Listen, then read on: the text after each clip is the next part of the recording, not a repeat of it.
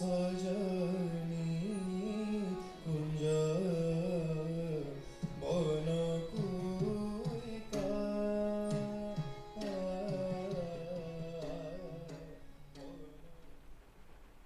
back, listeners, to Sandman Stories Presents, a folklore podcast where I read you to sleep or until the next story. I'm your host, Dustin.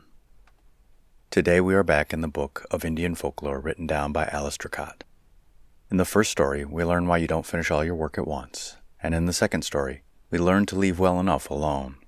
And the third story is all about a temple that serves as a reminder of people past. Okay, let's begin.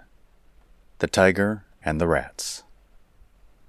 An old tiger became ill in the jungle, and, being unable to use his teeth, was much troubled by rats, who used to come and eat his food before he had time to touch it. Nearly starving to death, he appealed to the fox, who said, "Why don't you keep a cat? You will then soon be rid of your troubles." The tiger thought this an excellent idea, and immediately sent for a cat. Now the cat was a very cunning animal, and she thought to herself, "How nice it is to be in the service of Tiger. But," she said, "I will only drive away the rats, because if I kill them, the tiger will have no further need of me, and my employment will be gone." So she kept watch by the tiger all night, and drove away the rats. One day she said to the tiger, "Today, if you do not mind, I'd like to take a holiday, and would like you to take care of my kitten." "Very well," said the tiger. So the cat brought the kitten, and, leaving it with the tiger, went away.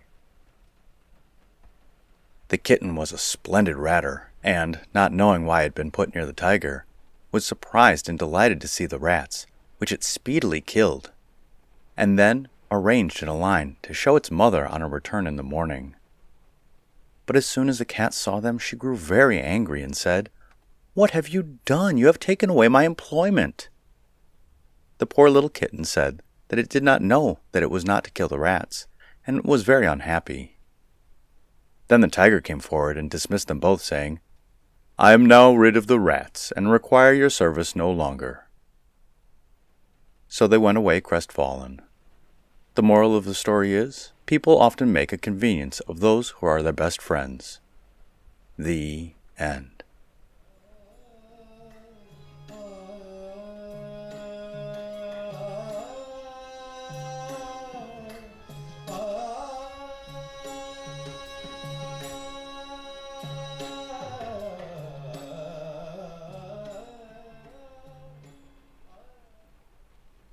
Okay, and story number 2, The Adventures of a Bird.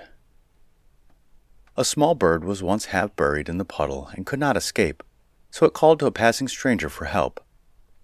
"Take me out, O stranger, and as a reward you may eat me when my feathers are dried." So the man assisted it, but no sooner were its wings free than it flew away without expressing a word of gratitude. After going a short distance, it found a cowrie shell, or a small shell, the smallest currency coin in India, and now very rarely used, and joyously exclaimed, "I have found a cowrie, I have found money, I am now higher than a Raja." A Raja, hearing this, sent a man to take away the cowrie. "See," he said, "that bird says it is higher than a Raja." So he took the cowrie and brought it to the Raja. Whereupon the bird said, "See, that Raja was hungry, so he took away my money." This annoyed the Raja so much, as only the poorest people deal in cowries, that he immediately restored it to the bird, who, nothing daunted, replied, "See, the Raja was afraid, and so he has returned my cowrie." This was going a little too far, and the Raja, in a rage, ordered the offender to be shot. The moral of the story is, let well enough alone. The end.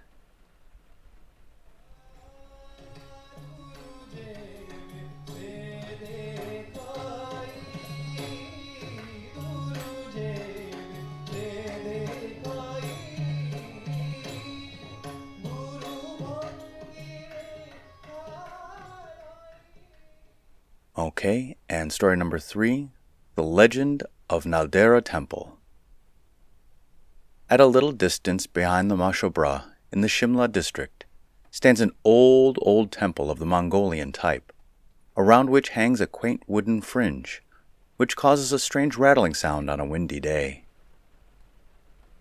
No priest lives within its sacred precincts, and the vicinity being the Viceroy's summer camping ground, the presiding deo, or deity, must often be disturbed by the light laughter and chatter of a picnic party from Simla.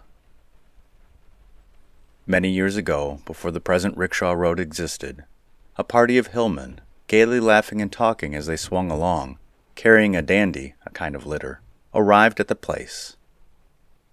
It was about 11 a.m. on a bright October morning, and the keen wit of the men as they exchanged repartee with many bright-eyed Pahari maidens seemed in keeping with the cool, crisp air and turquoise blue sky. But suddenly, a deep silence fell upon them. They had come within sight of a number of enormous boulders which lay scattered, as though hurled by some earthquake or invisible force along the steep mountainside. Not a word escaped the lips of the four men till they had turned the corner which bounds Naldehra Temple. Then they took out their chillums and smoked while they told this very tale. Years and years ago there stood in this place a beautiful and prosperous city, full of houses and people. The present temple stood in its midst, but the people were wicked and sinful. So one day the Deo arose in great wrath, and hurled the entire city with its inhabitants down into the precipice, so that not one stone was left standing upon another, and the gray rocks and solitary temple alone remained to tell the tale of past splendor and prosperity. The end.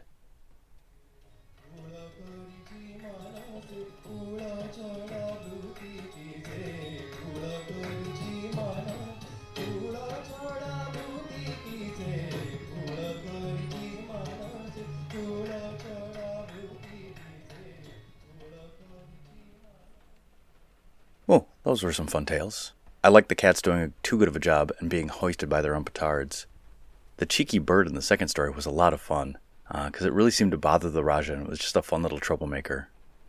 And the final story reminded me of Sodom and Gomorrah. The men smoking pipes and having a fun time until they see the ruins of the temple just kind of gave me the chills. And I look forward to a lot more of these stories. And the podcast shout-out is to the Crime Divers. Alas, the Scottish sisters have ended their show, but there's still a ton of episodes, and you can enjoy their massive back catalog of shows. And they're really just really nice people. And so if you like their show about murder, crime, often involving the UK, go and give their show a like, a rating, and a review. And the listener shout-out is to Picayune, Mississippi. The city was named by Eliza Nicholson, who named it after her newspaper, which in turn was named after a small Spanish coin. Picayune is located almost on the Gulf Coast of Mississippi, just 45 minutes from New Orleans. The city is built on the traditional lands of the Choctaw people, some of whom still live in the area. And of course, I would love to go visit the area when I make my trek to New Orleans. And so I say in Choctaw, Yakoke and Chipensa la Checa. Thank you, and until we meet again.